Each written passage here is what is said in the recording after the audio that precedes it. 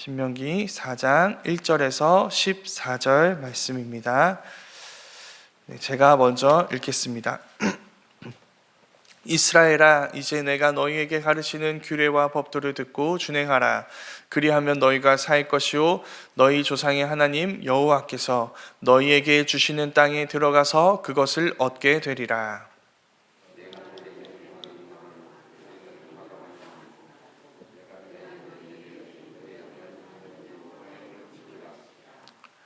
여호와께서 바알브올의 일로 말미암아 행하신 바를 너희가 눈으로 보았거니와 바알브올을 따른 모든 사람을 너희의 하나님 여호와께서 너희 가운데에서 멸망시키셨으되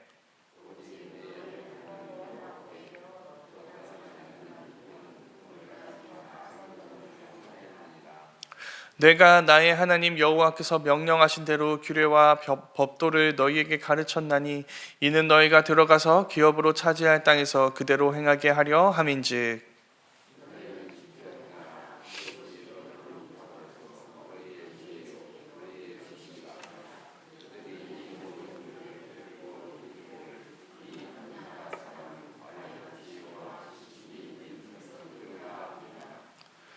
우리 하나님 여호와께서 우리가 그에게 기도할 때마다 우리에게 가까이 하심과 같이 그 신이 가까이 함을 얻은 큰 나라가 어디 있느냐?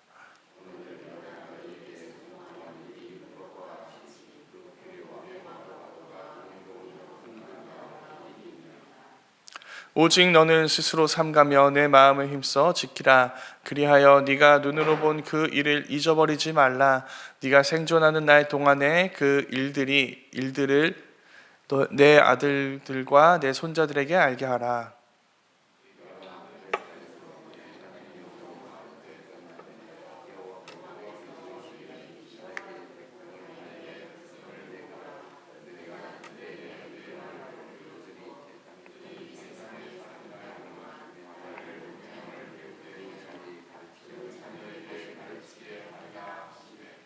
너희가 가까이 나와서 산 아래에 서니 그 산에 불이 붙어 불길이 충천하고 어둠과 구름과 흑암이 덮였는데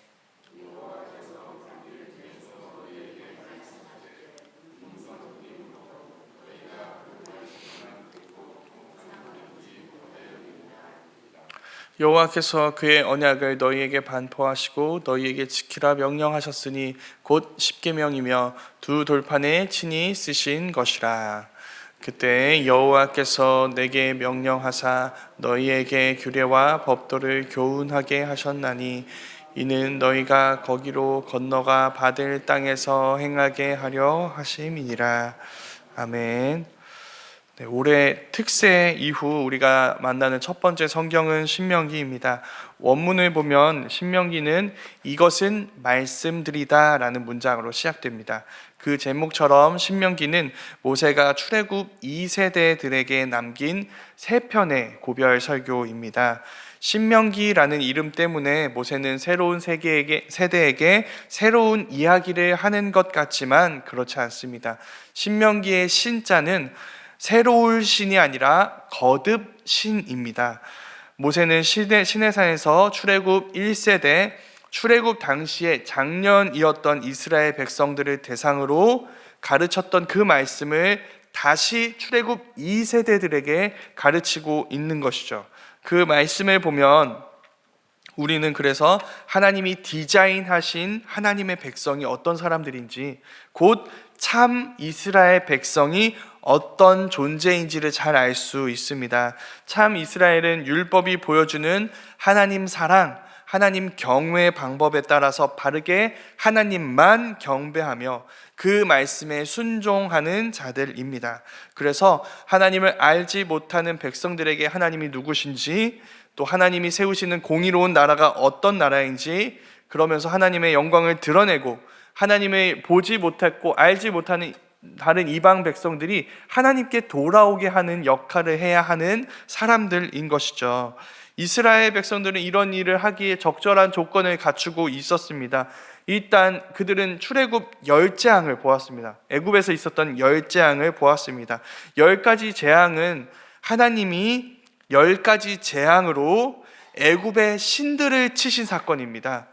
하나님이 이 사건을 통해서 무엇을 보여주는 것일까요?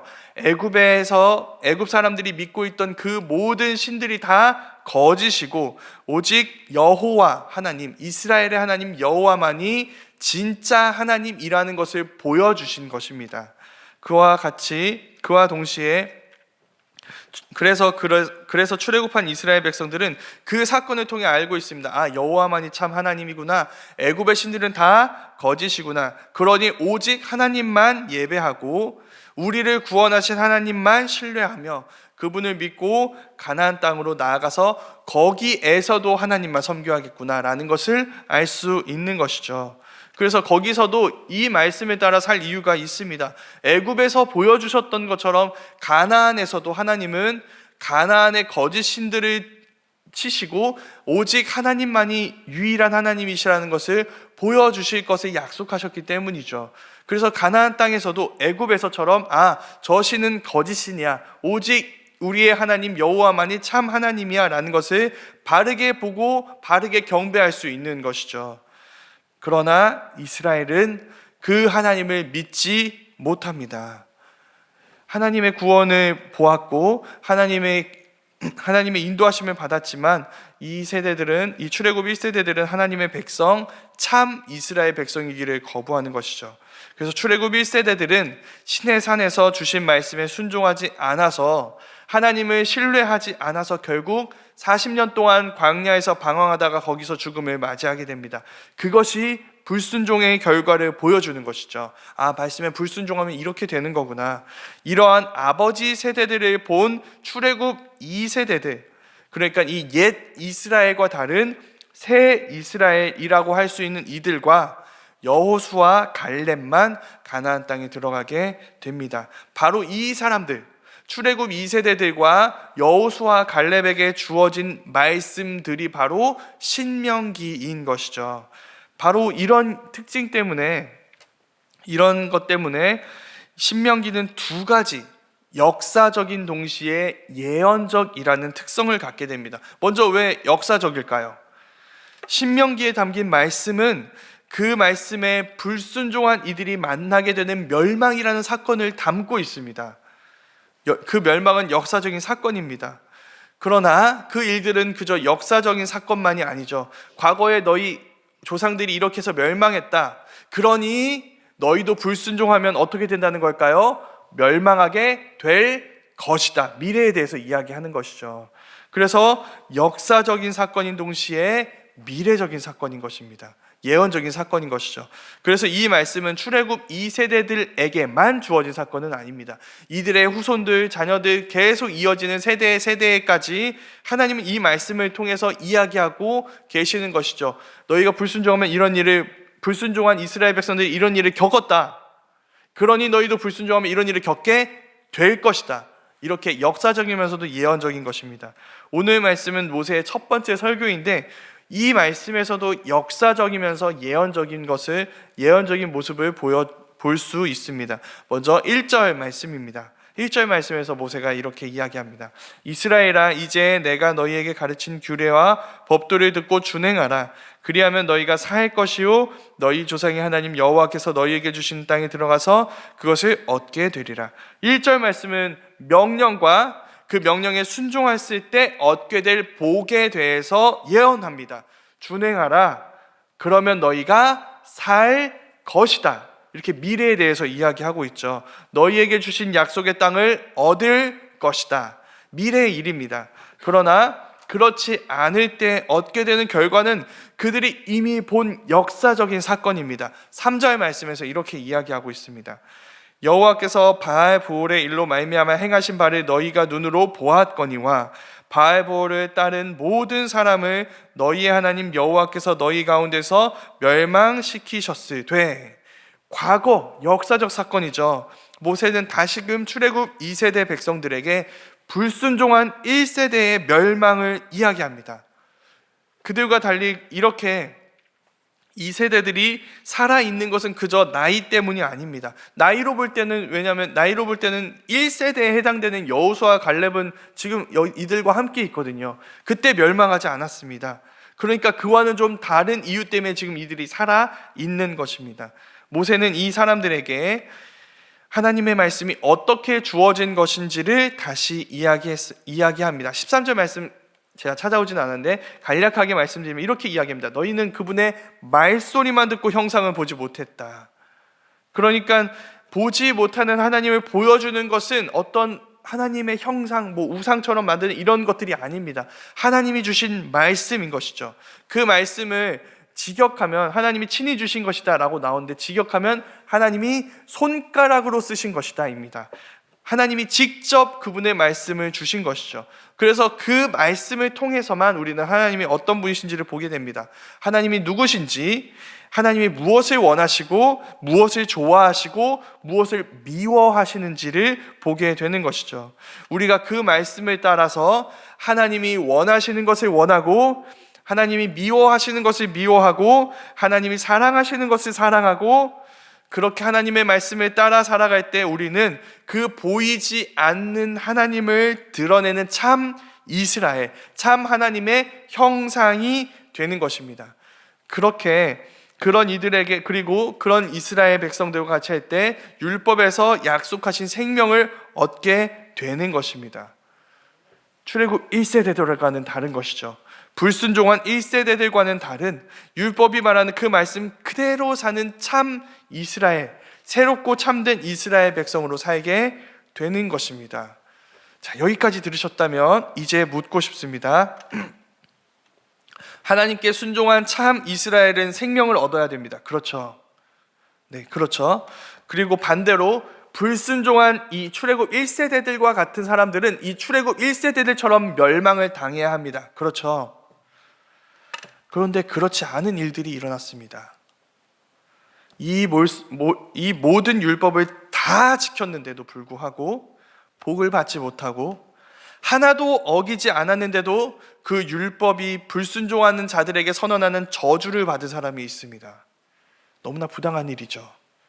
이걸 다 순종했는데 왜 생명과 복과 그 모든 것들을, 약속하신 그 모든 복들을 받지 못했던 걸까요? 이 사람은 말이에요.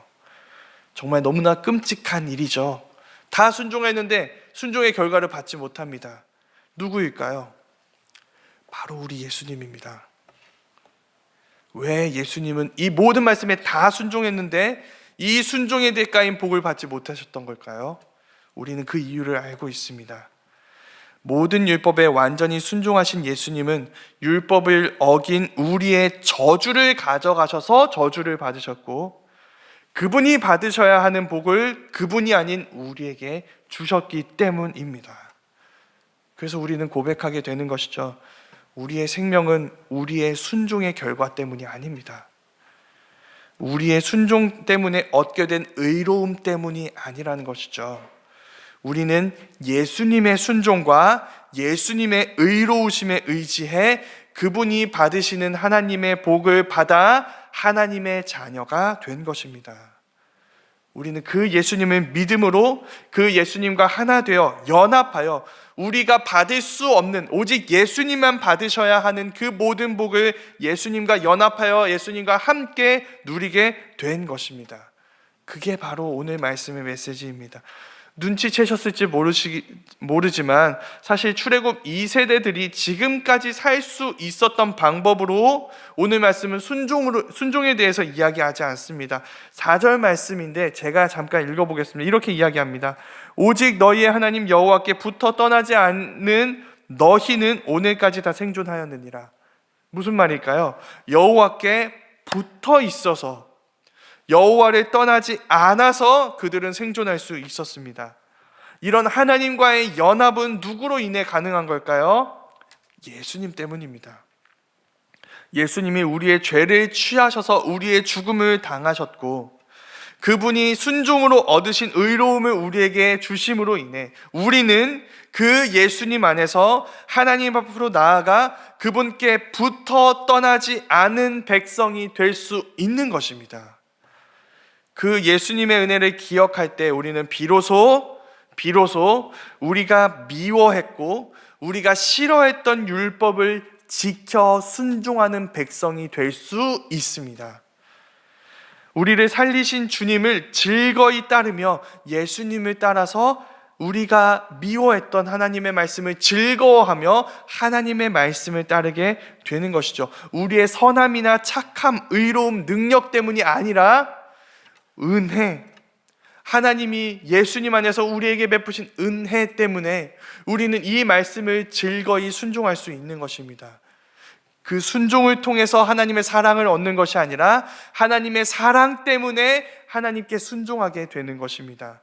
오늘도 그 사실을 기억하는 우리 모두가 되었으면 좋겠습니다. 우리의 오늘과 하나님의 자녀라는 이름이 당연한 것 하나 없는 하나님의 사랑과 예수님의 은혜 때문임을 기억하며 우리 모두가 행복하게 말씀에 순종하며 주님을 따라가는 자들이 될 수 있기를 간절히 소망합니다.